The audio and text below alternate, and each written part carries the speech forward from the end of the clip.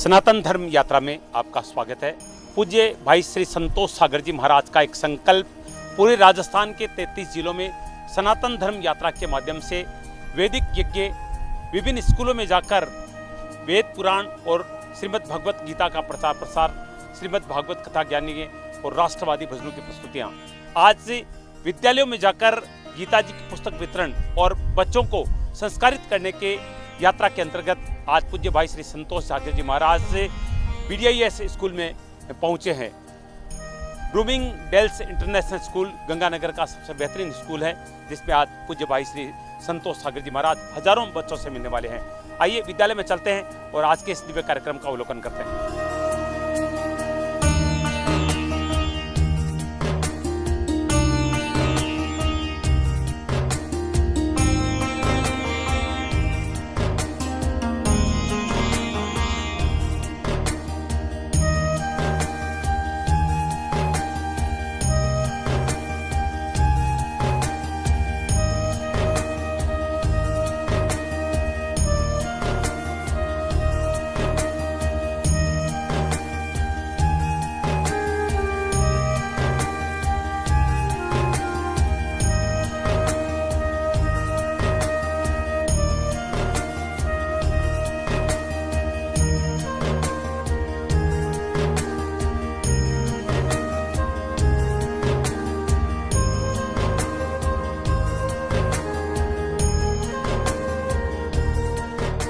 आज बहुत खुशी हो रही है।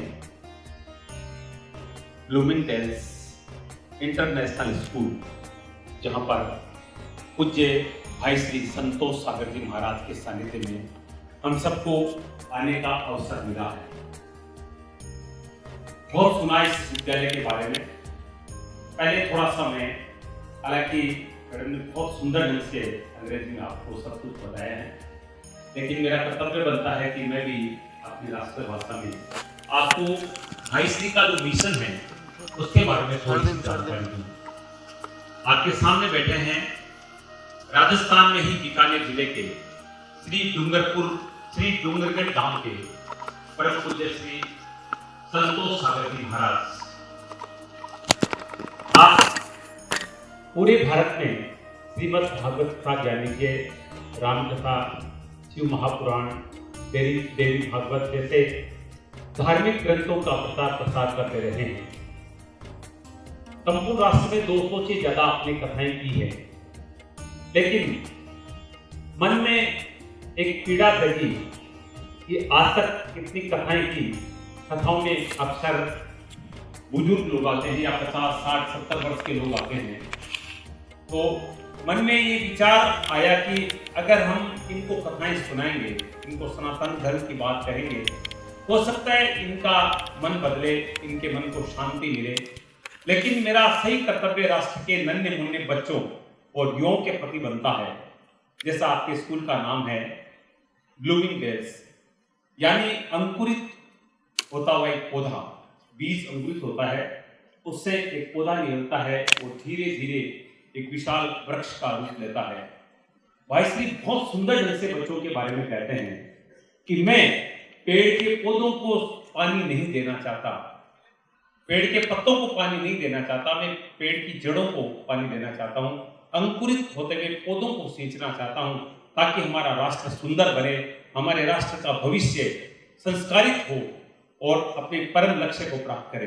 केवल शिक्षा प्राप्त करके पैसा कमाना हमारा उद्देश्य नहीं होना चाहिए। परिवार, अपने समाज, अपने राष्ट्र के लिए कुछ करने का जज्बा मन में पैदा करें।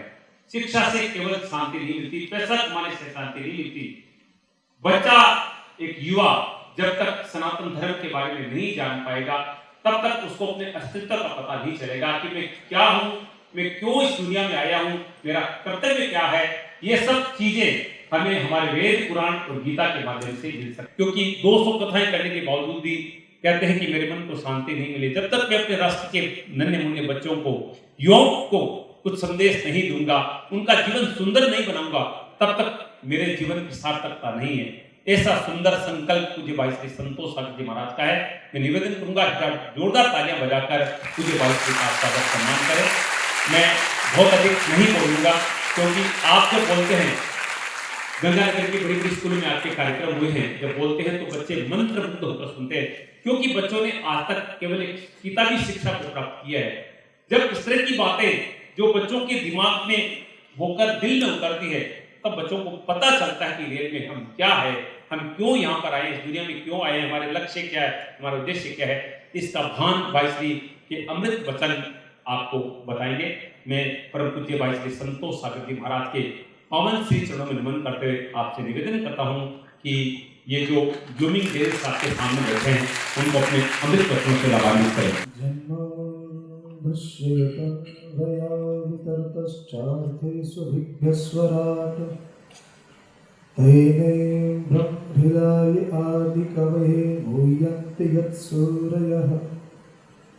तेजो वारिणां यथा विनिमयो यद्गत् सर्गो मृषा धाम्ना स्वेन सदा निरस्तकुहकं सत्यं परं धीमहि। कृष्णाय वासुदेवाय हरये परमात्मने प्रणतः क्लेशनाशाय गोविन्दाय नमो नमः। अखण्डमण्डलाकारं व्याप्तं येन चराचरं तत्पदं दर्शितं येन तस्मै श्रीगुरुवे नमः। नमस्कार सभी को मेरा प्रेम भरा जय श्री राधे।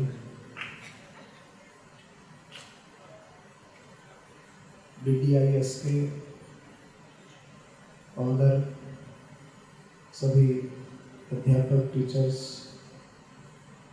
पधारे हुए अतिथि और नन्हे मुन्ने परमात्मा स्वरूप सभी बच्चे, आप सभी के चरणों में मेरा प्रणाम। सबका अपार धन्यवाद। सनातन धर्म यात्रा 1 वर्ष का संकल्प लेकर के नन्हे मुन्ने बच्चों के साथ, युवाओं के साथ जुड़ने का एक उपक्रम कर रही है। मुझे अगर कोई पूछे कि आपको सबसे अच्छा क्या लगता है, तो मैं हमेशा यही कहता हूँ कि मुझे बच्चे बहुत अच्छे लगते हैं। बच्चों से मुझे बहुत प्यार है। और हमारी जो संस्कृति है, बचपन से हम ये सुनते आ रहे हैं माता पिता से, गुरुजनों से, बोले बच्चे जो होते हैं वो भगवान का रूप होते हैं। तो मुझे यहाँ पर प्रत्यक्ष में हजारों भगवान बैठे हुए दिखाई दे रहे हैं। तो आप सबसे मुझे बहुत प्रेम है, प्यार है, और उसी प्यार को बांटने के लिए, उसी प्रेम को बांटने के लिए आज मैं आप सबके सामने आया हूँ। तो कई बच्चे मैं देख रहा हूँ बड़ा सीरियस होके बैठे हैं, तो ज़्यादा सीरियस होने की ज़रूरत नहीं है। मैं तो आधे घंटे आपका सर खाने आया हूँ, है ना। तो एकदम कंफर्ट होके बैठे। और कुछ बातें मैंने सुना, बाहर गंगानगर में खूब लोग BDI स्कूल की बहुत बड़ाई करते हैं, और ये स्कूल भी बहुत बढ़िया है, और इस स्कूल के बच्चे जो हैं वो बहुत ही होनहार और होशियार हैं। तो मैंने आप लोगों की इतनी बड़ाई सुन ली कि आपसे मिलने का मेरा मन कर रहा था कि मैं जाकर आपसे मिलूं। और एक छोटे से नोट्स पर आदरणीय गुप्ता जी ने परमिशन दे दी, तो आपका बहुत बहुत आभार है, बहुत बहुत धन्यवाद है। तो कुछ बातें आज हम लोग करेंगे थोड़ी देर। तो आपके लिए समय के क्या मायने हैं आई डोंट नो, पर मेरे लिए ये समय बहुत महत्वपूर्ण है कि मैं आज आप इतने लोगों का एक साथ दर्शन कर रहा हूँ। तो कुछ मूल्यों की बातें, कुछ जीवन की दिव्य बातें जो आपके जीवन को बहुत ही दिव्य, सुंदर और अद्भुत, रचनात्मक बना सकता है। तो कुछ ऐसी बातें मैं आपके साथ में करना चाहता हूं। तो आई नीड योर अटेंशन। आप सब लोग बड़े ध्यान पूर्वक इन बातों को सुनेंगे भी और समझेंगे भी।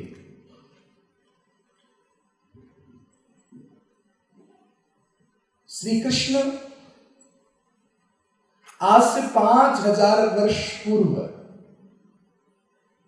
एक ग्रंथ की रचना करते हैं, जिस ग्रंथ का नाम है श्रीमद् भगवत गीता। कितने लोग उसके बारे में जानते हैं? भगवत गीता के बारे में आप सब जानते हैं, लगभग सबने हाथ ऊपर किया है। तो भगवत गीता में श्री कृष्ण कहते हैं हम सबका एक मोटिव होता है, एक लक्ष्य होता है। आप पढ़ाई कर रहे हो, जरूर इसके पीछे भी आपका कुछ न कुछ मोटिव है, कुछ न कुछ लक्ष्य है। श्री कृष्ण कहते हैं इस संसार में कौन आदमी हार जाता है? कौन आदमी होता है जो अपने लक्ष्य को प्राप्त नहीं कर पाता है? निश्चित आप में से कोई नहीं है जो हारना चाहता है। सब विनर होना चाहते हैं, चाहते कि नहीं चाहते? पर विनर होने के लिए क्या करना है वो मैं बात नहीं करूंगा, पर हार से कैसे बचा जा सकता है वो बात मैं आपको बताना चाहूंगा। तो कौन आदमी ऐसा होता है जो हार जाता है? श्री कृष्ण कहते हैं संशय आत्मा विनश्यति। जो अपने लक्ष्य को लेकर और मोटिव को लेकर गंभीर नहीं होता, जिसके मन में विश्वास नहीं होता, हमेशा एक उथल पुथल चलती रहती है, एक संशय चलता रहता है। अभी एग्जाम आ रहे हैं, टारगेट तो है कि मुझे 97% लाने हैं, 95% लाने हैं, पर मन में एक कॉन्फिडेंस नहीं है, एक संशय चल रहा है कि आएंगे कि नहीं आएंगे, वो मेरे से आगे ना निकल जाए। अपने फ्रेंड से कंपटीशन होता है कि नहीं होता? अपने साथ वाले स्टूडेंट से कंपटीशन होता है कि स्पर्धा चलती रहती है कि वो मेरे से आगे ना निकल जाए, मैं पीछे न रह जाऊं। एक संशय निरंतर चलता रहता है। और श्री कृष्ण कहते हैं कि संशय आत्मा विनश्यति। जिसके मन में संशय होता है अपने कार्य को लेकर, वो आदमी हार जाता है, वो परफेक्ट व्यक्ति नहीं होता। जिसके मन में संशय होता है, जो अपने कार्य को लेकर दूसरों के साथ में स्पर्धा करता है। मेरे फ्रेंड्स के 85 आए हैं, 89 मार्क्स आए हैं, तो मुझे 91 लाने हैं। स्पर्धा में क्या होता है पता है? आदमी अपने आप को बेड़ियों में जकड़ लेता है, अपने आप को बांध लेता है, अपनी कैपेसिटी को बांध लेता है। आपके अंदर योग्यता थी कि 99% लाने की, पर आपने स्पर्धा में पढ़कर क्या किया? आपने अपने आप को ये टारगेट दे दिया, उसके 89 है, मेरे 91 आ जाए तो मैं जीत जाऊंगा। पर आपकी योग्यता क्या थी? 99 की थी, पर आपने उसके साथ में अपने आप को जोड़ करके, स्पर्धा में जोड़ करके अपने आप को बांध लिया। श्री कृष्ण दूसरी बात कहते हैं श्रद्धावान लभते ज्ञानम। इस दुनिया में वही लोग सक्सेस को प्राप्त होते हैं, वही लोग अपने निर्धारित लक्ष्य को प्राप्त कर लेते हैं जिनको अपने कार्य के प्रति श्रद्धा होती है। आप स्टूडेंट हो, आपका अभी वर्तमान का काम है विद्या अध्ययन करना, पढ़ाई करना। और अगर इस पढ़ाई के प्रति, अपने कार्य के प्रति अगर आपका मोटिव सुंदर नहीं है, आपका उसके प्रति श्रद्धा भाव नहीं है, तो आप उस जिस लक्ष्य को लेकर चल रहे हैं वो आपको प्राप्त नहीं होता है।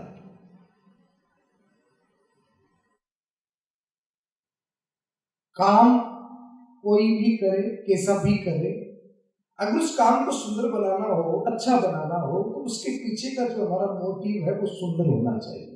और जिसका मोटिव सुंदर होता है वो निश्चित उच्चतम सफलता को प्राप्त करता है। मैं अक्सर एक उदाहरण दिया करता हूं। एक डॉक्टर और एक डाकू। आप देखेंगे डाकू जब लूटपाट करने के लिए आता है तो वो छुरी लेकर आता है, चाकू लेकर आता है, यस या नो?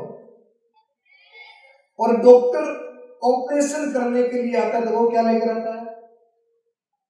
बोलो ना, चाकू लेकर आता है कि नहीं? और दोनों का काम एक जैसा ही है, डाकू भी पेट चीरता है और डॉक्टर भी पेट चीरता है। और मजे की बात तो यह है कि दोनों ही मुंह ढककर आते हैं। डाकू भी मुंह ढककर आता है और डॉक्टर भी मुंह ढककर आता है, पर दोनों के मोटिव में, दोनों के कार्य में अंतर कितना? बोले एक तो जान लेने का काम करता है और एक जान बचाने का काम करता है। तो दोनों के कार्य में जो है ना बहुत अंतर है, बहुत अंतर है।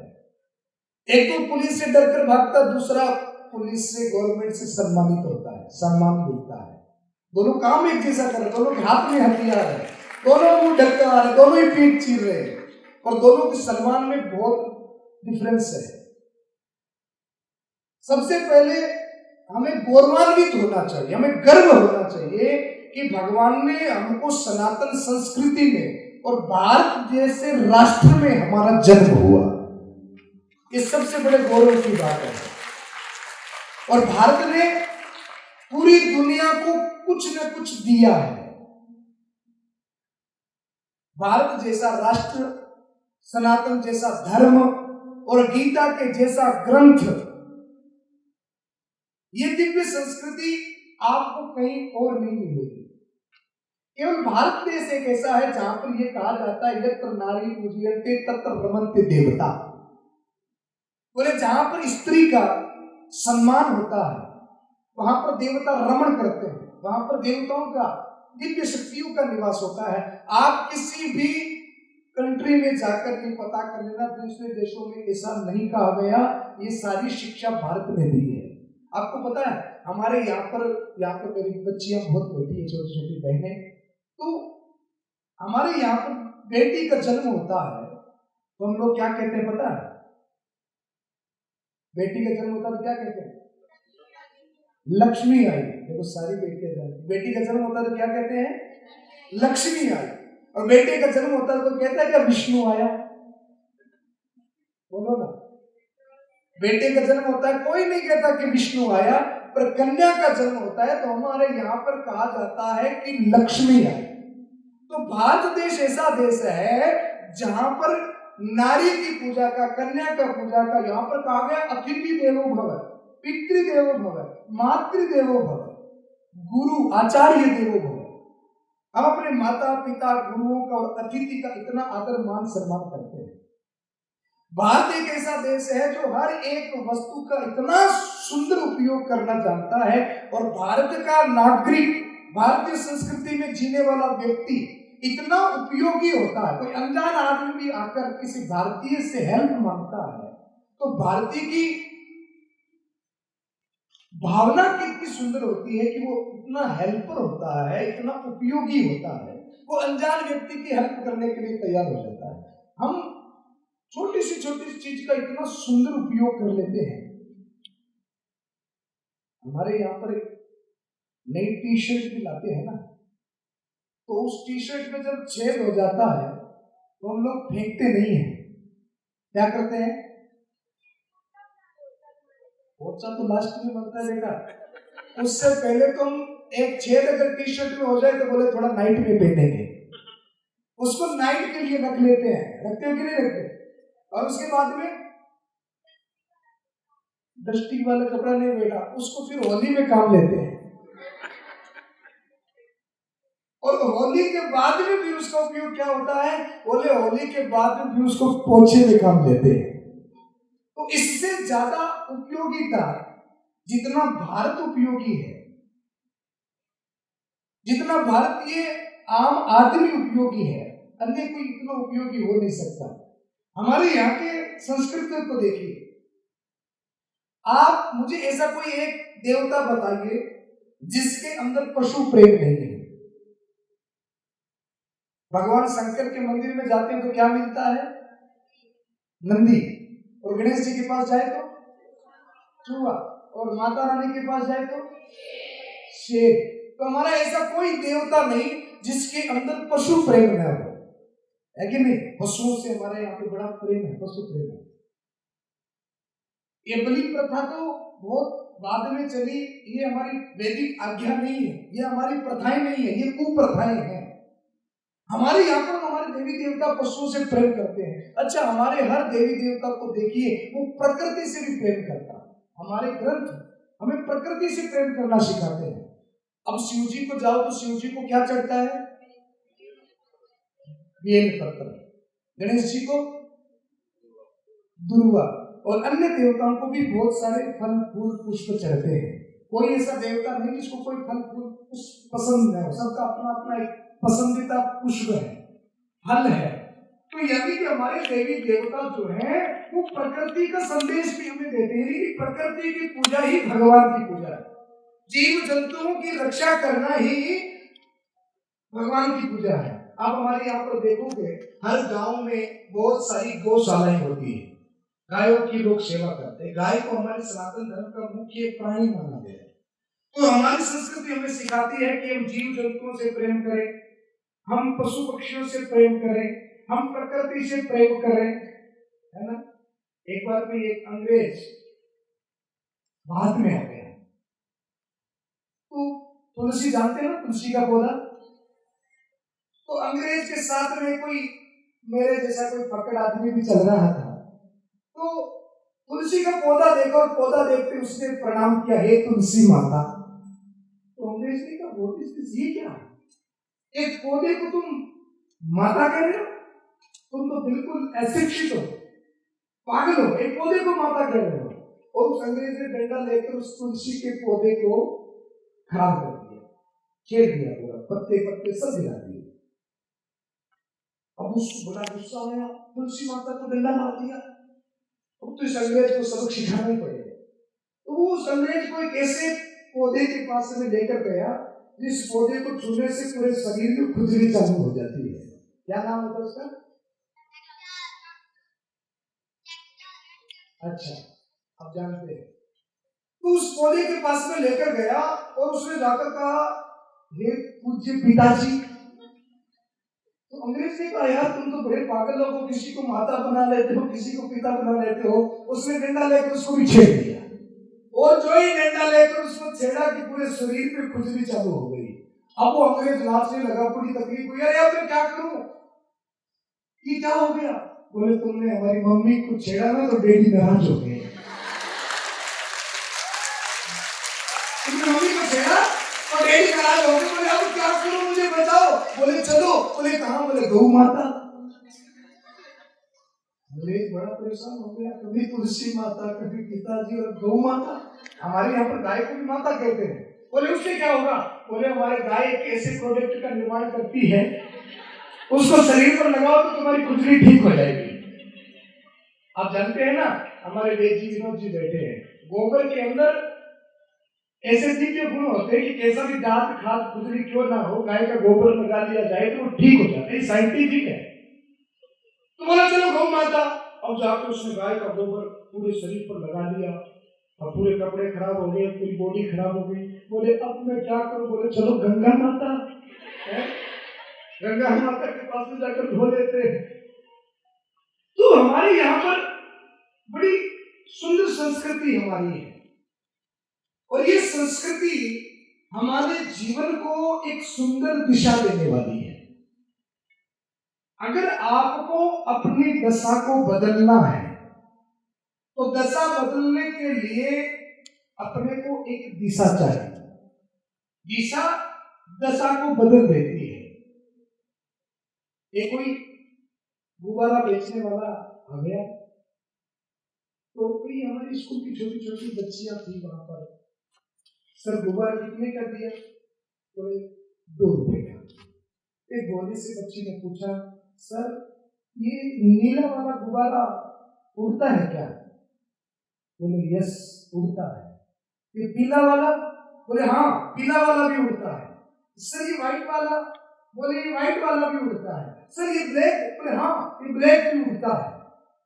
फिर उस सर ने उसको समझाया बेटिया को, बोले बेटी उड़ने के लिए गुब्बारों के रंग में कुछ नहीं रखा होता, गुब्बारा रंग से नहीं उड़ता, गुब्बारा उड़ता है उसके अंदर जो हवा भरी हुई है, उस हवा से गुब्बारा उड़ता है, रंग से गुब्बारा नहीं उड़ता। आप कौन से समाज से आते हैं, आप कौन से रिलीजन धर्म से आते हैं, आप कौन से परिवार से आते हैं, ये मायने नहीं रखता। आप लड़की है कि लड़का है, ये कोई मायने नहीं रखता है। आपकी सफलता के लिए आपका नाम, आपकी जाति, आपका कुल, धर्म, ये सारी चीजें मायने नहीं रखती है। सफलता के लिए मायना रखता है कि आपके अंदर हवा कितनी है, ऊर्जा कितनी है, ताकि आप ऊपर तक उड़ सके। वो ऊर्जा पैदा करनी है, वो दिशा हमारे अंदर को देने वाला, वो दिशा हमको मिल जाए, वो दिशा, वो ऊर्जा हमें कैसे मिले कि हम अपने लक्ष्य को, अपने मोती को प्राप्त कर ले। हमारे गुरुदेव हमसे कहा करते थे कि एक तो जो हमारा लक्ष्य हो, मोती हो, वो सुंदर होना चाहिए, उसके पीछे भावना जो है वो पवित्र होनी चाहिए। केवल आप कोई IIT कर रहा है, कोई LLB कर रहा है, कोई MBA कर रहा है, कोई डॉक्टर बनना चाहता है, कोई उद्योगपति बनना चाहता है, कोई इंजीनियर बनना चाहता है, और भारत में तो सबसे ज्यादा बॉलीवुड और इंजीनियर ही दिए सर, भारत तो जाना ही इसीलिए जाता है।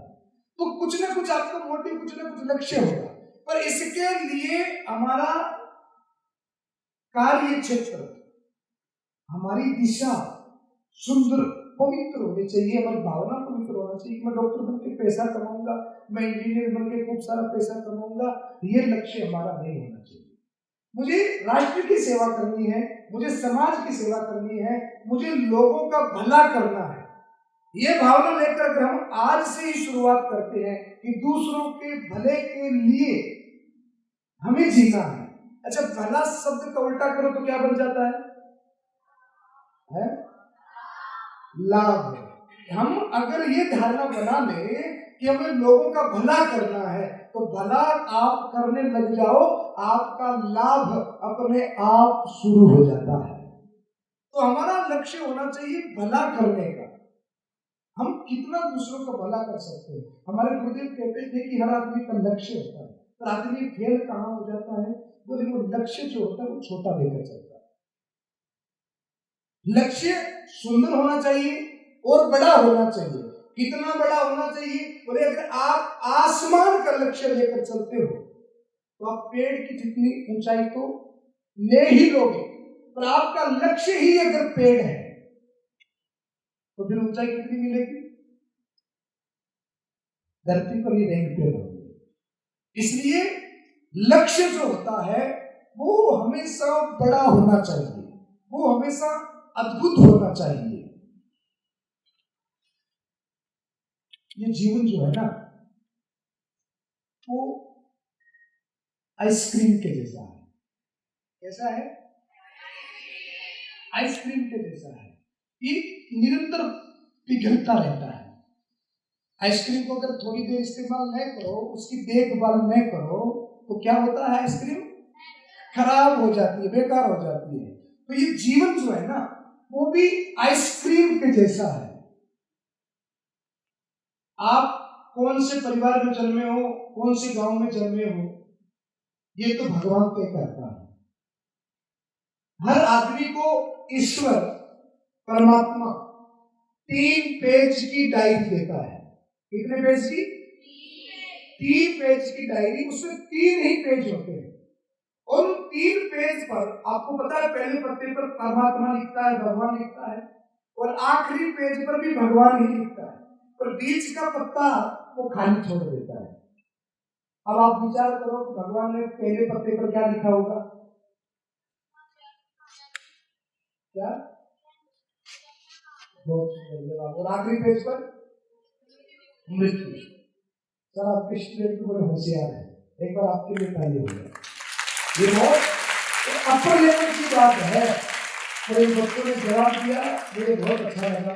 तो 3 पेज की डायरी परमात्मा, भगवान, ईश्वर, जो भी उसको नाम दे, वो 3 पेज की डायरी हमें सबको देता है। और उस 3 पेज की डायरी में सबसे पहले पेज पर लिखा होता है जन्म, आपका जन्म कहाँ होगा, कब होगा, कैसे होगा, ये ईश्वर तय करता है। आपकी मृत्यु कब होगी, कहाँ होगी, कैसे होगी, ये भी ईश्वर तय करता है। पर बीच का पत्ता है वो खाली रहता है और उसको कहते हैं जीवन। वो जीवन होता है और उस जीवन रूपी पत्ते पर लिखने के लिए ईश्वर हमें एक कलम देता है, एक डॉट, एक पेन देता है और उस पेन का नाम है कर्म रूपी पेन। अब वो जीवन रूपी पत्ता है और कर्म रूपी पेन है। अब आपको जो लिखना है वो लिखते जाओ, उसमें ईश्वर कुछ भी नहीं करेगा, कुछ भी उसका हस्तक्षेप नहीं है। अब आप जानते हैं ईश्वर क्या करता है? कौन बता सकता है भगवान क्या करता है? भगवान का काम क्या है? बताओ, जानना चाहते हो कि भगवान क्या करता है, ईश्वर क्या करता है? और भगवान, केवल भगवान का एक आदमी ने भगवान से पूछा, बोले प्रभु आप एक बात बताओ, इतना बड़ा राष्ट्र, इतने सारे लोग, कोई मराठी बोलता है, कोई गुजराती बोलता है, कोई मारवाड़ी बोलता है, कोई इंग्लिश बोलता है, तो क्या आप सब भाषाएं जानते हो? आप सबकी भाषाओं को समझ जाते हो? तो आप सबकी कामना को, सबके मन इच्छित कामना को कैसे पूरा करते हो? आप सबकी कामना को कैसे पूरा कर देते हो? तो भगवान ने क्या जवाब दिया? बोले मैं क्या करता हूं? बोले मैं केवल और केवल तथास्तु कहता हूं। क्या कहता हूं? मुझे किसी की भाषा सुनने की जरूरत नहीं, किसी की बात समझने की भी जरूरत नहीं। मेरा सीधा सा माइंड सेट है, कोई आदमी मेरे पास आता है तो मैं केवल तथास्तु कहता हूं। जैसे एक आदमी भगवान के पास में रोता रोता गया, बोले प्रभु मैं बहुत बड़ा दुखी हूँ, मेरे मार्क्स सही नहीं आ रहे हैं, मुझे याद नहीं हो रहा, मैं पढ़ाई में बड़ा कमजोर हूँ, मुझे पढ़ाई में मन नहीं लगता। तो भगवान कहते हैं तथास्तु, जा तेरा मन कभी लगेगा ही नहीं। और एक दूसरा बच्चा भगवान के पास गया, बोले प्रभु आपकी कृपा से मेरी बुद्धि बहुत तेज है, अब मेरा पढ़ाई में बहुत मन लग रहा है और आपकी बात मुझे विश्वास है कि मैं 95 मार्क्स लेके आऊंगा, 100 to 100 लेके आऊंगा। तो भगवान कहते हैं तथास्तु, जा तो 100 to 100 ही लेकर आएगा। यानी कि हमारे हर एक विचार के ऊपर भगवान केवल तथास्तु कहता है, उसके अलावा परमात्मा कुछ भी नहीं करता। इसलिए तो श्री कृष्ण ने गीता में क्या लिखा? देखो दो चीजें होती है, एक तो होता है भाग्य और एक होता है कर्म। तो आप लोग किसके ऊपर बिलीव करते हैं? कर्म पे कौन कौन बिलीव करता है? मोस्टली सब लोग। और भाग्य के ऊपर? भाग्य के ऊपर विश्वास क्यों नहीं करते हो? 2-4 बच्चों ने हाथ किया है। भाग्य जैसी भी तो चीज होती है ना, इसको आप झुटला नहीं सकते। अरे हम आपके सामने बैठे हैं, हम अच्छी बातें कर रहे हैं, इसके लिए आपने कोई कर्म थोड़ी किया था। आज हम लोगों की मुलाकात हुई है, कैसे हुई है? इसके लिए आपने तो आपको तो सुबह तक पता भी नहीं होगा कि आज ऐसा कोई कार्यक्रम होने वाला है। तो ये कैसे हुआ? ये भाग्य से हुआ। पर कृष्ण ने भाग्य के बारे में क्या पता है? और एक कर्म करने वाला व्यक्ति जितना जूठा छोड़ देता है वो किसको मिलता है? बोले जो भाग्य की भरोसे बैठे रहते हैं। आप श्रीमद् भगवद गीता पढ़ेंगे ना, श्रीमद् भगवद गीता में श्री कृष्ण ने कहा कर्मण्येवाधिकारस्ते मा फलेषु कदाचन। आप कर्म करते रहो, फल आपके पीछे पीछे दौड़ेगा, वो आपके पीछे पीछे आएगा। श्रीमद् भागवत में भी श्री कृष्ण ने यही कहा, कर्मणा जायते जन्तु कर्मैव विलीयते। अगर आप रामचरितमानस को पढ़ते हैं तो उसमें भी तुलसीदास जी ने यही लिखा, कर्म प्रधान विश्व रचि राखा। यानी कि सनातन धर्म के हर एक ग्रंथ में प्रधानता किसको दी गई है? कर्म को दी गई है। और कहा गया कि अगर कोई मेहनत करने वाला हो, कर्म करने वाला कर्मठ हो, तो ये दुनिया की संपत्ति तो बहुत छोटी सी तुच्छ संपत्ति होती है। बोले कोई कर्म करने वाला हो तो वो स्वर्ग की संपत्ति को भी नीचे उतार सकता है। इतना बल, इतना सूर्य, इतना तेज, इतनी ऊर्जा हम लोगों के अंदर है, इतनी ऊर्जा, इतना पावर हमारे अंदर, सोर्सेस का पावर हमारे अंदर। बस उस ऊर्जा को जागृत करना है, उसको कर्म के द्वारा जागृत करना है और उसका समय आज से है, अभी से है। ये जो निर्णय है आदमी निर्णय का बड़ा पक्का होना चाहिए, जो एक बार सोच लिया वो करके ही रहना, ऐसी लगन, ऐसा निर्णय हमारा होना चाहिए। तो मैं कह रहा था कि ये जीवन जो है ना वो ये पिघलता जाता है, अगर आप इसकी देखभाल नहीं करोगे ना तो ये बहुत जल्दी पिघल जाएगा। तो हमारी भारतीय संस्कृति ने जो हमको उपदेश दिए है ना वो बड़े बड़े सुंदर है। आप सब इंग्लिश मीडियम में पढ़ते हो, अभी मैडम ने बड़ा सुंदर इंग्लिश में स्पीच किया और मैं पूरा भाषण दे रहा हूँ, प्रवचन दे रहा हूँ आपको हिंदी में। समझ में आ रहा है कि नहीं आ रहा है? अरे भाई मुझे बड़े लोगों से बहुत डर लगता है। आजकल हम अपनी राष्ट्रभाषा को, हम अपनी हिंदी भाषा को, हम अपनी मातृभाषा को भूलते जा रहे हैं, पर इससे हमको लगाव रहना चाहिए। राष्ट्रभाषा से हमको प्रेम होना चाहिए। हम अपनी भाषा को कभी न भूलें। आपको पता है अपने भारत की सबसे प्राचीन भाषा क्या थी? संस्कृत है। और फिर अब आगे हिंदी में, और अब हम कहाँ जा रहे हैं? इंग्लिश में। तो हिंदी तो हमारी भाषा है, संस्कृत हमारी भाषा है। इंग्लिश जनरल नॉलेज के लिए, व्यवहार के लिए खूब पढ़ो, पर अपनी दिनचर्या में, अपने घर में ज्यादा से ज्यादा हिंदी शब्दों का भी प्रयोग करो। क्योंकि जब हम कार्य क्षेत्र में जाओगे, जब आप इंजीनियर बन जाओगे, डॉक्टर बन जाओगे, तो उस प्लेटफॉर्म पे जब आप काम करोगे तो आपको अपने भाषा की बहुत जरूरत पड़ेगी। आपके पास में कोई देसी गांव का आदमी इलाज कराने के लिए आएगा और आपको हिंदी भाषा का ज्ञान नहीं होगा तो आप उसका संपूर्ण इलाज नहीं कर पाओगे। तो अपनी हिंदी भाषा से, ये तो मैं आपसे नहीं कहूंगा कि आप संस्कृत सीखो, हालांकि संस्कृत भी बड़ी सुंदर और अद्भुत भाषा है, पर संस्कृत न सीख सके तो कम से कम हम हिंदी भाषा को कम से कम हमको आनी ही चाहिए। हिंदी भाषा का ज्ञान हमको होना चाहिए। मैं आइसक्रीम की बात कर रहा था। आपको पता है संस्कृत में आइसक्रीम को क्या कहते हैं? कोई जानता है? संस्कृत में आइसक्रीम को बड़ा सुंदर नाम दिया गया है। बताओ क्या कहते हैं? अभी कभी आइसक्रीम वाले के पास जाओ ना, तो उस आइसक्रीम वाले से जाकर कहना, सर हमें एक श्वेत दुग्ध शर्करा युक्त हिम गोलगट्टम दीजिए। क्या कहना है? शर्करा दुग्ध युक्तम हिम गोलगट्टम। और उसमें भी अगर आपको वो मैंगो फ्लेवर लेना हो, कि मैंगो फ्लेवर लेना, तो क्या कहोगे पता है?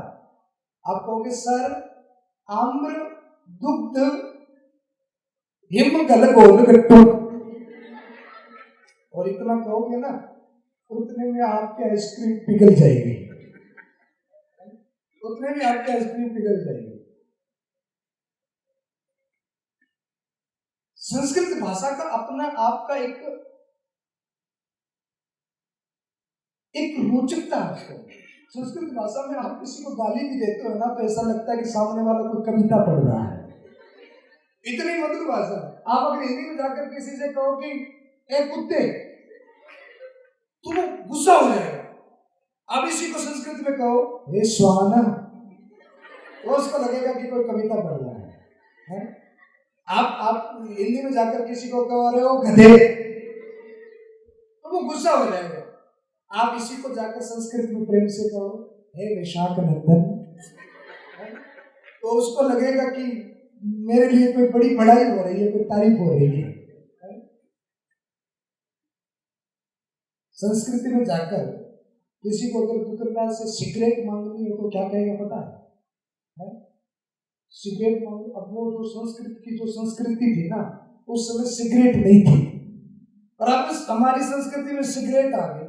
अब उस संस्कृति में जाकर सिगरेट मांगना हो तो क्या कहा जाता है पता है? दुकानदार से जाकर कब सिगरेट जो मांगे कोई, तो दुकानदार से जाकर कहो सर श्वेत पत्र मंडितम धूम्र सलाका दीजिए। और दुकानदार इधर ढूंढता रहेगा कि ये क्या होता है? आपके घर में स्त्री है? प्रेस, संस्कृत में उसे क्या कहते पता है? अस्त व्यस्त वस्त्र। अस्त व्यस्त वस्त्र, अस्त व्यस्त वस्त्रों को ठीक करने वाले। तो संस्कृत भाषा का भी अपना एक बहुत सुंदर काव्य है, बहुत सुंदर भाषा है। तो इस भाषा का भी ज्ञान हो या न हो, पर कम से कम अपनी राष्ट्रभाषा का हमें ज्ञान हो, तो हमें अपने जीवन में एक सुंदर मोटिव को प्राप्त करना। क्यों? क्योंकि जीवन जो है वो गनगोलगट्टू है। क्या है? हिम गनगोलगट्टू, आइसक्रीम के जैसा है। तो ये निरंतर पिघलता रहता है। इसलिए तो हमारे मम्मी पापा सब हमसे कहते हैं, हमारे मित्र हमसे कहते हैं कि भैया मौज कर लो, मौज है, कहते कि नहीं करते? अरे जिंदगी बहुत छोटी सी है, मौज कर लो। अच्छा, मौज कौन कौन करना चाहता है? सब मौज करना चाहते हैं, तो फिर काम कौन करेगा? मौज करना अच्छी बात है, जीवन आइसक्रीम की तरह, तो मौज नहीं करनी कोरी, मौज के साथ में पढ़ाई भी करनी है, काम भी करना है। पढ़ाई करोगे, काम करोगे तो मौज होगी, वरना मौज नहीं होगी। तो हमारा जीवन आइसक्रीम के जैसा होता है, निरंतर पिघलता जाता। आपको पता है आइसक्रीम जैसे पिघलती है ना, जैसे मोमबत्ती भी पिघलती है, मोमबत्ती भी निरंतर पिघलती है। आइसक्रीम पिघलती है अपने निज स्वार्थ के लिए और स्वाद के लिए, वो किसी के हेतु के लिए, किसी के कल्याण के लिए, किसी के लाभ के लिए नहीं पिघलती। पर मोमबत्ती जब पिघलती है, पिघलना दोनों को ही है, मोमबत्ती को भी पिघलना है और आइसक्रीम को पिघलना है। आइसक्रीम पिघलती है तो किसी के काम नहीं आती है, पर मोमबत्ती जब पिघलती है तो महाराज हजारों लोगों के जीवन में प्रकाश कर देती है। तो हमें आइसक्रीम नहीं बनना है, हमें क्या बनना है? मोमबत्ती बनना है कि गनगोलगट्टू बनना है? मोमबत्ती बनना है, ताकि हम सबके जीवन में प्रकाश कर सके। हमारे पास जो आए उसको हम खुशी दे सके, उसका भला कर सके, उनको प्रकाश कर सके। मोमबत्ती जलने से पहले इतने लोगों के जीवन में उजाला कर जाती है। हमारा जीवन आइसक्रीम के जैसा नहीं होना चाहिए, हमारा जीवन होना चाहिए मोमबत्ती के जैसा। और मोमबत्ती के जैसा जीवन कब बनता है?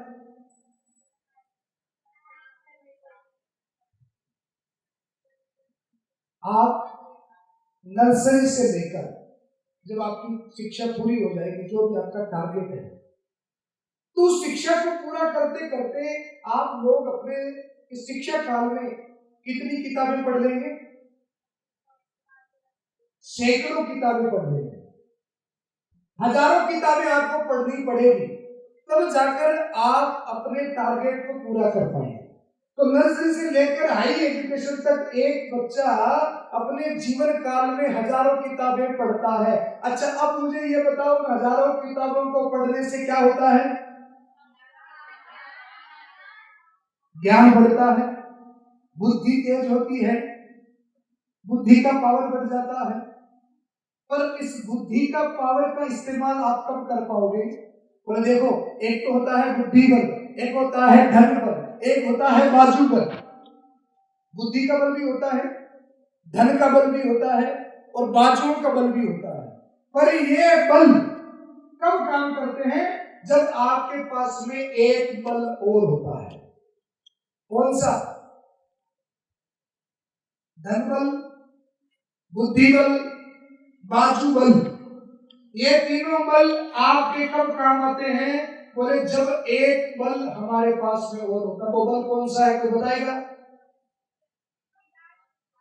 उस बल को कहते हैं मनोबल। अगर आपका मनोबल आपके पास में नहीं है, आत्मविश्वास नहीं है, कॉन्फिडेंस नहीं है, तो आपका बाजू बल, धन बल और बुद्धि बल आपके कोई काम नहीं आएगा। अगर आपको अपने लक्ष्य को प्राप्त करना है, जो टारगेट आपके लिए उसको प्राप्त करना है, तो आपको सबसे ज्यादा आवश्यकता है मनोबल की। आज आप टेलीविजन पर, मोबाइल पर, अखबार में रोज पढ़ते होंगे हाई एजुकेटेड लोग, हाई प्रोफाइल लोग, जिनके पास में धन भी है, पैसा भी है, नाम भी है। और ऐसे आपको मैं सैकड़ों उदाहरण दे दूंगा जिन्होंने अभी पिछले वर्ष में 5-7 वर्षों में हमने देखा बहुत सारे हाई प्रोफाइल लोगों ने सुसाइड कर लिया। देखा कि नहीं देखा? जिसमें पुलिस अफसर भी हैं, जिसमें डॉक्टर्स भी हैं और जिसमें बॉलीवुड के बड़े बड़े हीरो भी हैं। तो आपने खूब ऐसी घटनाएं देखी होंगी। तो एक मिनट के लिए जरा विचार कीजिए, चिंतन कीजिए कि जिस आदमी के पास में नाम भी था, फेम भी था, पैसा भी था, सब कुछ था, तो फिर उन्होंने सुसाइड क्यों किया, आत्महत्या क्यों की? बिल्कुल, ताली बजाएं सोचते हैं। उनके पास में बुद्धिबल, बाजुबल, धनबल सब था, पर एक मनोबल नहीं था। आदमी जीवन में घबराता कब है, डरता कब है, पीछे कब हट जाता चुनौतियों से, बोले उसके पास में मनोबल नहीं होता।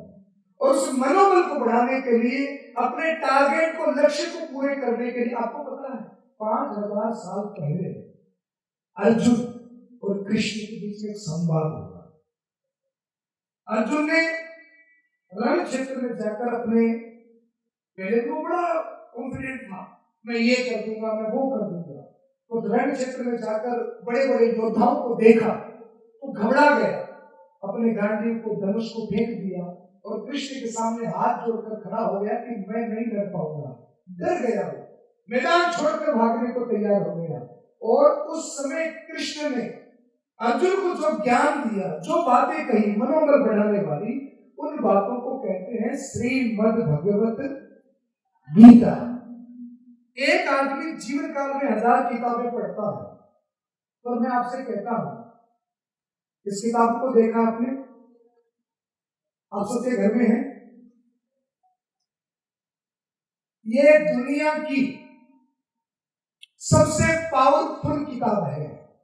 आप जितने भी मोटिवेशनल स्पीकर को सुनते हैं, मोटिवेशनल स्पीच किताबें पढ़ते हैं, वो सारी की सारी स्पीच इसमें से निकल कर आती है।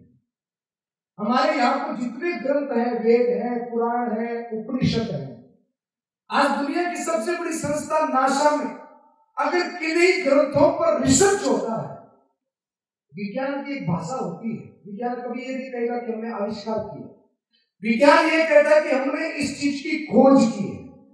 कहना कि नहीं कहता? ये खोज की है। तो खोज कौन सी चीज की जाती है? बोले जो पहले से मौजूद हो। तो हमारे ग्रंथों में जो आज विज्ञान खोज रहा है, वो सारी की सारी चीजें पहले से मौजूद है। आज हम एरोप्लेन को देखते हैं, फलाने वैज्ञानिक ने एरोप्लेन को बनाया, हम बड़ा आश्चर्य करते हैं। तो आपको पता है आज से कितने वर्ष पूर्व है? अरबों वर्ष पूर्व है। भारतीय संस्कृति में हम रामायण पढ़ते तो रावण के पास में एक विमान था, पुष्पक विमान, जिससे वो आकाश मार्ग से उड़ा करता था। और उसके पास में जो टेक्नोलॉजी थी, आज तक तो विज्ञान वहां पर पहुंच ही नहीं सका। उसकी टेक्नोलॉजी क्या थी पता? पुष्पक विमान थी। बोले उसके अंदर जितनी सवारी बैठती उतना ही लंबा होता जाता, उतना ही बढ़ता जाता। तो विज्ञान ने आज हवाई जहाज तो बना दी, पर ऐसी हवाई जहाज नहीं बनाई जो सवारी की कैपेसिटी से बढ़ती जाए। तो वो निरंतर खोज कर रहे हैं। खोज किसके आधार पर कर रहे हैं? बोले वेदों के आधार पर कर रहे हैं। तो हमें हमारी संस्कृति पर, सनातन संस्कृति पर, हमारे धार्मिक ग्रंथों के ऊपर हमें गर्व होना चाहिए, जिनके ऊपर नासा में रिसर्च करता है। ये चीजें ऐसी नहीं है। आप जब हाई एजुकेशन में जाओगे ना, तब आपको अनुभव होगा कि हमारे वेद क्या है, हमारे पुराण क्या है, हमारे धर्म ग्रंथ क्या है। और उन सब का एक निचोड़, रस निकाल करके श्री कृष्ण ने इस किताब में भर दिया। इस किताब को कभी किसी धर्म से मत जोड़ना, किसी रिलीजन से मत जोड़ना। यह किताब दुनिया की सबसे मोटिवेशनल किताब है। इस किताब को मनोचिकित्सक किताब कहते हैं, मन के रोगों को दूर करने वाली पुस्तक। और दुनिया के हर एक कंट्री में, चाहे आप फ्रांस चले जाओ, इटली चले जाओ, यूरोप चले जाओ, कनाडा चले जाओ, यूएसए चले जाओ, आपको हर एक कंट्री के उसी की भाषा में एक किताब मिलेगी जिसका नाम है भगवत गीता। आप सब पढ़े लिखे हो, घर जाकर गूगल करना और जो मन आए उस भाषा में गीता को खोज लेना, आपको मिल जाएगी। हर एक बड़ी बड़ी यूनिवर्सिटी में, विदेशों में इस किताब को पढ़ाया जा रहा है। और हम लोग हैं जो हमारे ही धन से, जो चीजें हमने दुनिया को दी है, जिन चीजों का आज पूरा विश्व आदर कर रहा है, और हम देखो उन्हीं चीजों से दूर भागते हैं। आपको पता है गुजरात सरकार ने गीता को सिलेबस में कर दिया, अब तो ये स्कूलों में भी पढ़ाई जाएगी। तो ये क्यों पढ़ाई जा रही है? क्योंकि दुनिया की सबसे ज्यादा ताकतवर किताब है। तो मैं बच्चों से ये निवेदन करता हूँ कि आप 1000 किताब पढ़ते हो, निश्चित आपका बुद्धि बल बहुत तेज हो जाएगा, आपका जनरल नॉलेज बहुत हाई हो जाएगा। और वह जनरल नॉलेज और बुद्धि बल, वह ज्ञान बल आपको तभी सहायता करेगा जब आपके पास में मनोबल होगा। और मनोबल बढ़ाने वाली बुक कौन सी है?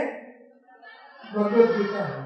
अब आप लोग घबरा रहे होंगे कि इसको कैसे पढ़ेंगे, ये करेंगे, क्योंकि हमारे यहाँ पर एक प्रचलन ये चला दिया कि नहाकर पढ़ो, मंदिर में जाकर पढ़ो। नहीं, ये भगवत गीता आपका जब स्कूल का होमवर्क पूरा हो जाए, आपके स्कूल का जब काम हो जाए, जब आप फ्री टाइम में हो, चाहे रात हो, दिन हो, दोपहर हो, आप नहाए हैं कि नहीं नहाए हैं, आप घर में हो कि गार्डन में हो, आप बस में हो कि रूम में हो, कोई फर्क नहीं पड़ता। जब आपके पास सुटेबल टाइम हो, जब आप एकदम फ्री माइंड हो, तब आप शांति से कुछ जानने के लिए, कुछ बनने के लिए, और अपने आप को इंजीनियर, डॉक्टर, वकील बाद में बनाना, सबसे पहले अपने आप को एक अच्छा आदमी बनाना, अच्छा मानव बनाना, और उसके लिए आपको क्या पढ़ना होगा? भगवत गीता पढ़नी होगी। हमारे वेद जी कहते हैं, डीएसपी साहब बोले सर अभी तो ये भगवत गीता केवल नानी दादी के लिए रखी गई है, तो नानी दादी इसको पढ़ के अब क्या करेगी? वो तो 80 साल की, 90 साल की होगी है। अब तो इंतजार है भगवान के घर का, तो वो पढ़ेगी तो जरूर अच्छी बातें वो भी सीखेंगे, पर हम लोग अगर पढ़ेंगे तो उसमें जीवन को बहुत बड़ी दिशा मिल जाती है। और इस दिशा को देने के लिए अपने जीवन के मूल्य को समझे। जिंदगी का समय जो है ना वो पल भर में निकल जाता है, इसलिए अपने समय का सदुपयोग करिए। और ये जो 25 वर्ष हमारे पास है ना अभी शिक्षा के, इसको गोल्डन टाइम कहते हैं, गोल्डन पीरियड कहते हैं। और मैं बच्चों से अक्सर कहता हूं कि इस 25 साल की कीमत आपने समझ ली तो आगे के 75 साल आपके ब्राइट हो जाएंगे, वो बहुत सुंदर हो। और अभी अगर समय की कदर नहीं की तो आगे बहुत तकलीफ होगी। आजकल हमारे बच्चे 2 चीजों में बड़े खराब हो जाते हैं। मुझे पता है बीकेएस के स्कूल के बच्चे ऐसा नहीं होंगे, पर आज के बच्चों को 2 चीजें ले चल जाती है, एक तो फैशन और दूसरा व्यसन। व्यसन कौन जानता है?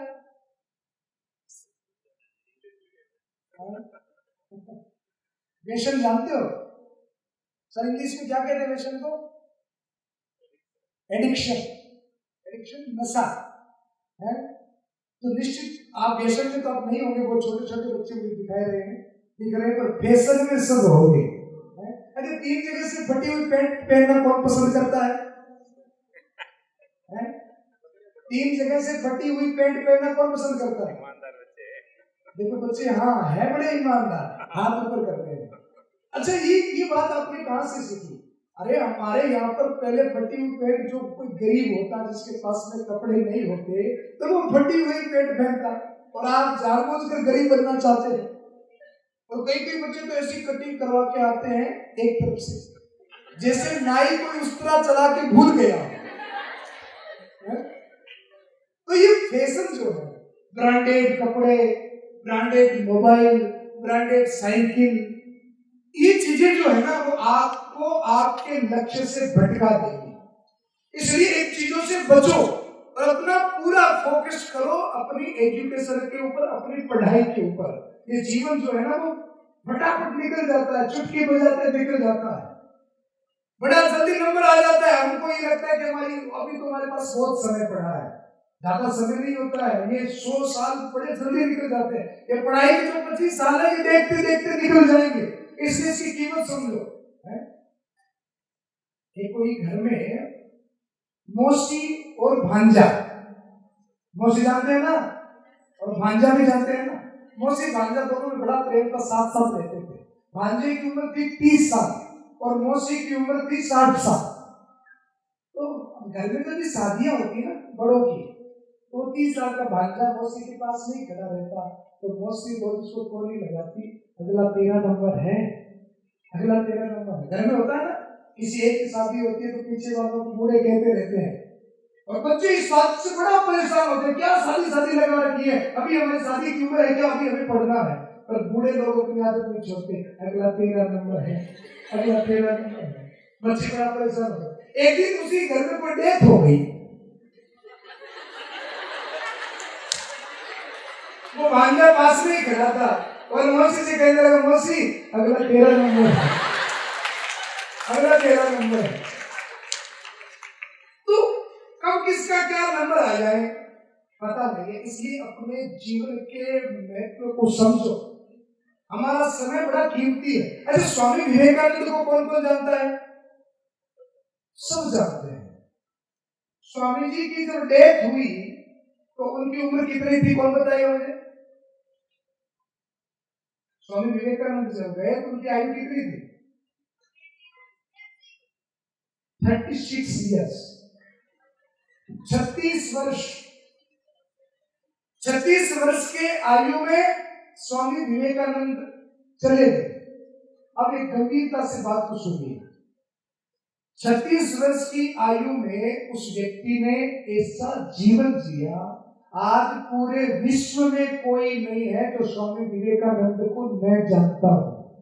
और स्वामी विवेकानंद ने अपने उपकर्म से इस भारत को विश्व गुरु बना दिया। तो आप बहुत बड़ा करना चाहते हैं, इसके लिए आपकी उम्र के कोई मायने नहीं है। बहुत कम उम्र में भी लोग बहुत बड़ा काम कर जाते हैं और कई लोग पूरा जीवन जी लेते हैं, पर अपने जीवन में कोई बड़ा काम वो नहीं कर पाते।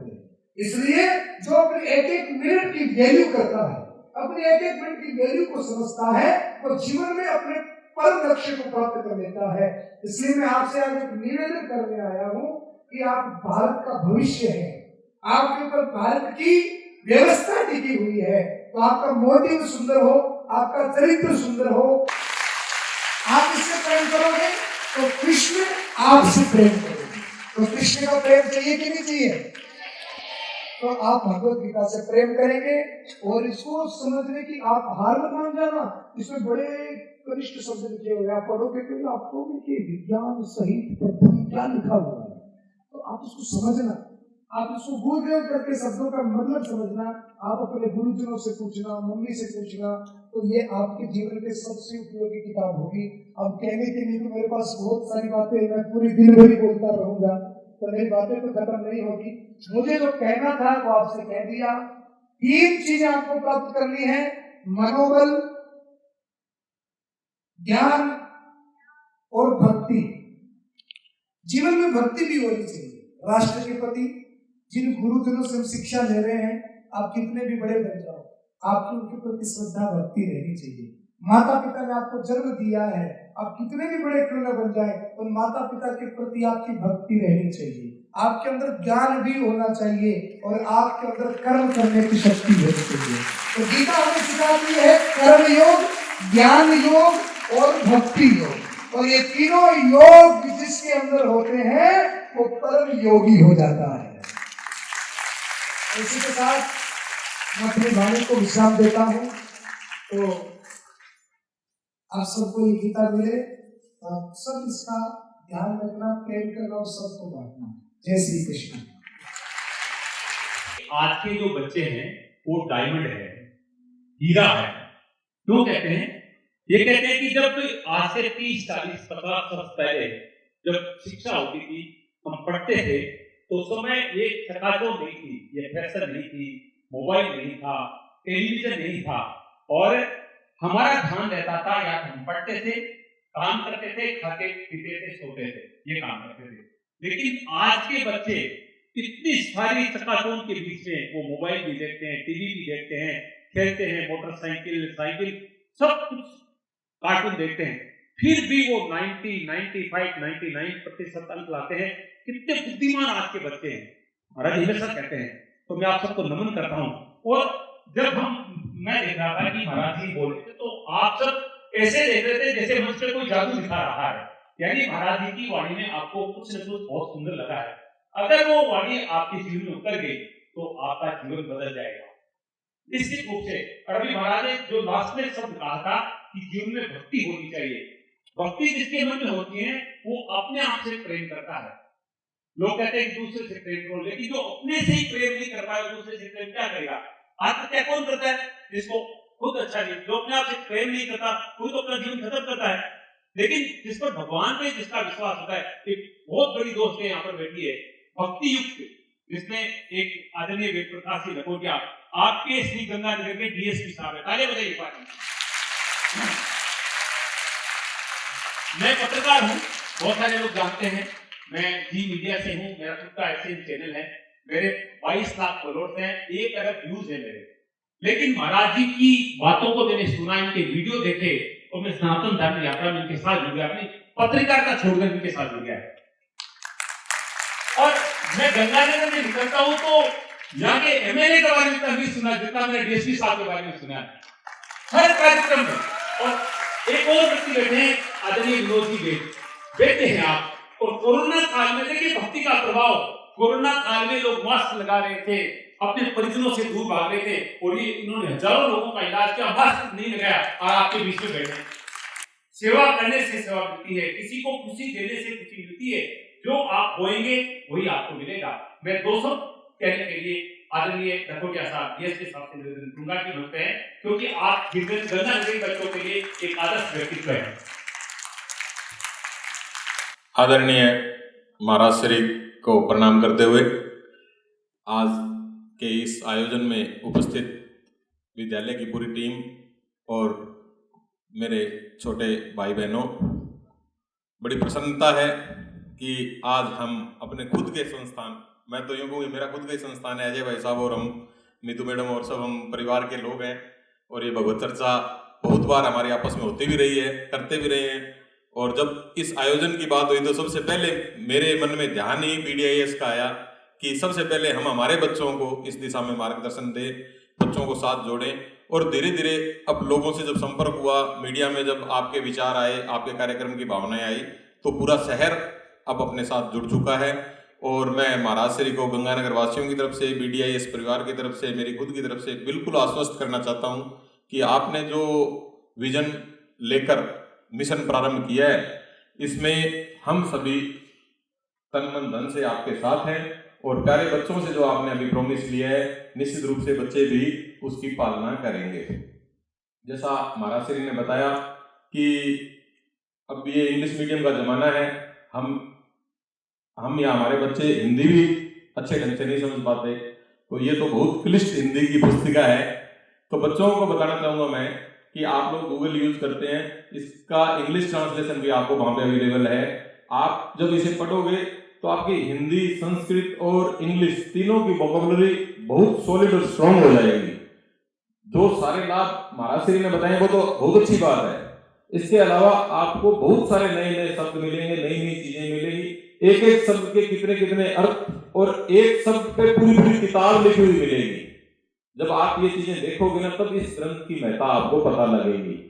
और इसको पढ़ने का सहज और सरल तरीका जो महाराज श्री ने बताया है कि हम अगर एक मुश्त पढ़ने की या जल्दबाजी करेंगे तो इधर से पेज शुरू करेंगे और लास्ट पेज पे पहुंच जाएंगे, लास्ट से शुरू करेंगे पहले पेज पे पहुंच जाएंगे। तो इसका बहुत और सहज और सरल तरीका है कि अपने संकल्प लेकर कि हमें जैसे खाना खाना है, स्कूल जाना है, होमवर्क करना है, वैसे 2 पेज, सिर्फ 2 पेज प्रतिदिन पढ़ने हैं। 2 पेज प्रतिदिन जब पढ़ेंगे तो इसमें 256 पेज है मेरे ख्याल से इस पुस्तिका में, देखो तो आपको लगभग 125 दिन, 125 दिन लगेंगे। यानी कि आप अब जिस क्लास में हैं उस क्लास को पूरा करेंगे, उस क्लास को पास करेंगे, उससे पहले पहले आपकी भगवत गीता पूर्ण हो जाएगी। तो मैं आप प्यारे बच्चों को इतना ही कहना चाहता हूं कि आप इसको पूरे मनोयोग से, मन से कुछ अर्जित करने की कामना से और भगवान को स्मरण करके इसको पढ़ेंगे तो निश्चित रूप से जैसी अपेक्षाएं महाराज जी ने जताई है या जो हम लोगों ने पढ़ी सुनी और देखी है वो हम अपने जीवन में हासिल कर पाएंगे। और वैसे तो महाराज जी ने कह दिया कि आमतौर पे ये अपने घरों में लगभग सबके घर में गीता मिलेगी, पर वो पूजा घर की शोभा है, हम उस पर आरती कर देते हैं और कभी कभी दादी नानी उसका पेज खोल के पढ़ लेती है। इससे ज्यादा आज तक हमने इसका वो नहीं महसूस किया था। अब मैं पिछले 4-6 महीनों में मेरे बड़े भाई साहब की प्रेरणा से जब मैंने इसको पढ़ना शुरू किया तो ये पुस्तिका बड़ी वो क्लिष्ट लगी। तो आपको बच्चों, आपको जानकर आश्चर्य होगा कि इस छोटी सी पुस्तिका पर हजारों बड़े बड़े संत मुनियों ने अपनी टीका टिप्पणियां लिखी है इसको सरल भाषा में समझाने के लिए। तो एक हमारे राम सुखदास जी महाराज होते थे, अपने क्षेत्र में काफी परिचित हैं, उनकी साधक संजीवनी नाम से पुस्तिका है, बड़ी सारी किताब है, तो वो मैंने भी पढ़नी शुरू की और लगभग अब मैं इसका 25% भाग बढ़ चुका हूं और नित्य प्रतिदिन बड़ा आनंद महसूस होता है। हमारे गुरुजन जो लोग बैठे हैं उनसे भी मेरा स्नेहपूर्वक आग्रह है कि आप भी समय सुविधा के हिसाब से गीता की जो अच्छी टीका लगे आपको उसका आप अध्ययन करें और बच्चों को इस दिशा में रेगुलर मोटिवेट करें। क्लासेज में भी इनसे चर्चा करें कि आपकी गीता अध्ययन चल रहा है या नहीं चल रहा है, तब हमारी ये यात्रा सार्थक होगी। और मैं महाराज श्री की इस यात्रा के लिए बहुत गदगद हूँ, मन से प्रसन्न हूँ और तन मन धन से साथ होने का आश्वासन देने के साथ साथ इसकी सफलता की कामना करता हूँ। धन्यवाद। मैडम आप भी मंच पे हैं और महाराज श्री से आप भी आशीर्वाद प्राप्त करें। शिक्षा के प्रति समर्पित आदरणीय गुप्ता जी का हम अभिनंदन करके अपने आप को गौरवान्वित महसूस कर रहे हैं। सर बहुत सुंदर स्कूल बनाया है और ऑडिटोरियम तो दर्शनीय है। मैं तो बड़े बड़े कार्यक्रमों में जाता हूँ लेकिन इतना सुंदर ऑडिटोरियम मैंने नहीं देखा है, इतना खूबसूरत है और इतने खूबसूरत आप बच्चे लोग हैं और इतनी खूबसूरत आप सबकी मुस्कान है। तो भगवान से ही प्रार्थना करता हूँ कि आप यूं ही मुस्कुराते रहें। आप जो अंकुरित पौधे हैं वो खूब सुंदर वृक्ष का रूप लेकर देश की सेवा करें, ऐसे हम मंगल कामना सब बच्चों के लिए करते हैं।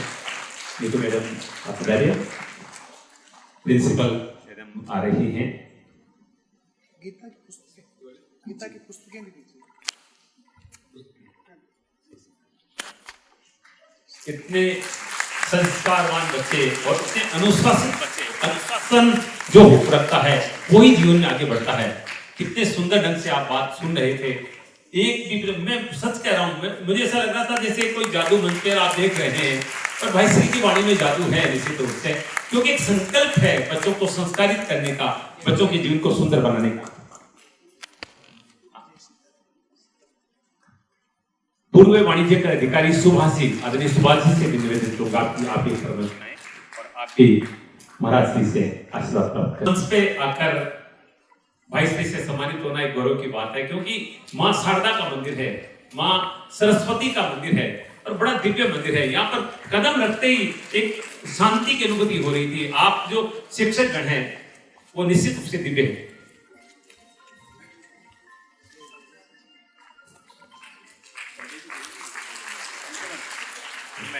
मैं आदरणीय नीतू मैडम जी से निवेदन करूंगा कि आप अपने भाव व्यक्त करें।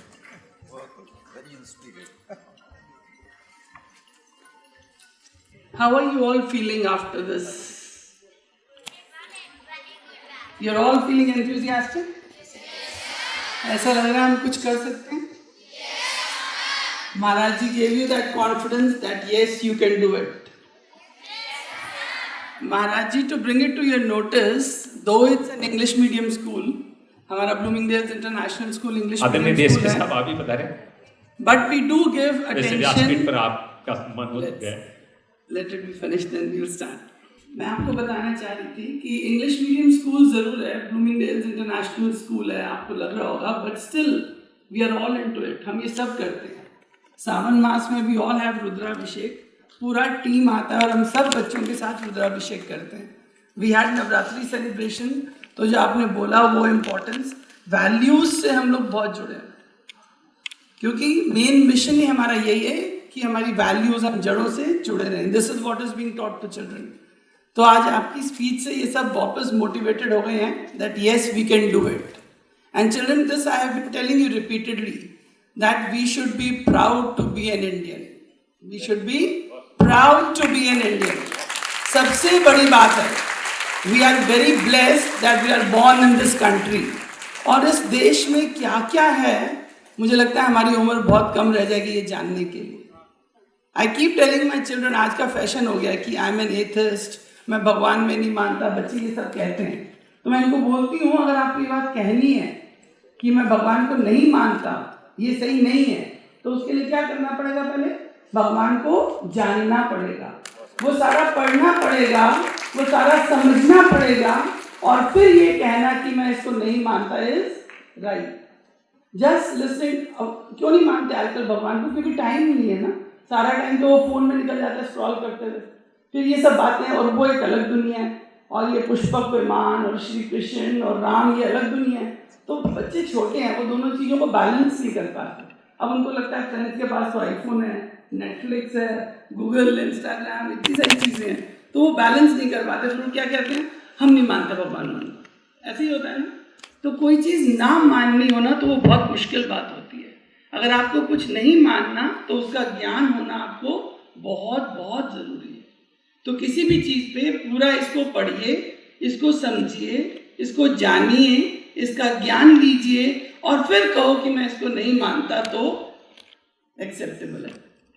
तो आपका ये जो आपने कहा, हम चाहेंगे कि आप ज़रूर हमारे यहाँ दोबारा पधारें, और तब तक ये प्रॉमिस आपको अश्योर करते हैं, we do it, we are into it, we are into spirituality. मुझे कोई शर्म नहीं है ये कहते हुए कि हम अध्यात्म को मानते हैं, हम स्पिरिचुअल हैं, और ये अपने बच्चों में डालना भी, I feel it is my moral duty, ये मेरा काम है।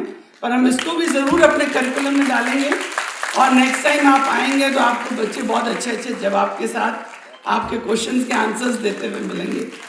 बहुत सुंदर ढंग से, बहुत प्यार से बच्चों को आपने आइसक्रीम और हर एग्जाम्पल के साथ इतना सुंदर, बहुत बड़ी बात आपको बताई है। और अब आपको क्या याद रहेगा? Life is moving, it is melting like a ice cream, but we have to melt like a candle. We don't have to melt like an ice cream, we have to melt like a candle. We have to be a doctor, not a dacoit. We need to have a big vision. Yes? We need to aim at the sky. वो ये ना, वहाँ तक सोचोगे तो गिरेंगे, कम से कम तारों में तो गिरेंगे, और सोचेंगे यहीं पे तो फिर ज़मीन पे गिर जाएंगे। So you should have a good vision. You should dream high, you know. You can dream anything. And whatever you dream, you will achieve it. और लोगों में ड्रीम करने का ही नहीं होता, तो आपको महाराज जी ने कितने प्यार से सिखाया। You should aim very high, and then you all have the potential to do it. Everybody is a diamond, what Sir said, you know. Everybody has potential. You know why? Because God loves everybody equally. There's some supreme power. We say, na, there's someone up above looking down with tender love. So He loves you equally. You all have immense power, and you can all do it. आपका बहुत बहुत धन्यवाद हमारे बच्चों को इतना motivate करने के लिए। And Lakhopia sir is into such a good vision. आप आते रहिए, and we promise you, तो आप आते रहेंगे तो बच्चे भी मोटिवेटेड रहेंगे। और जब DYSP सर कर सकते हैं तो हम उनकी सपोर्ट तो कर सकते हैं ना। Are you all ready to support him?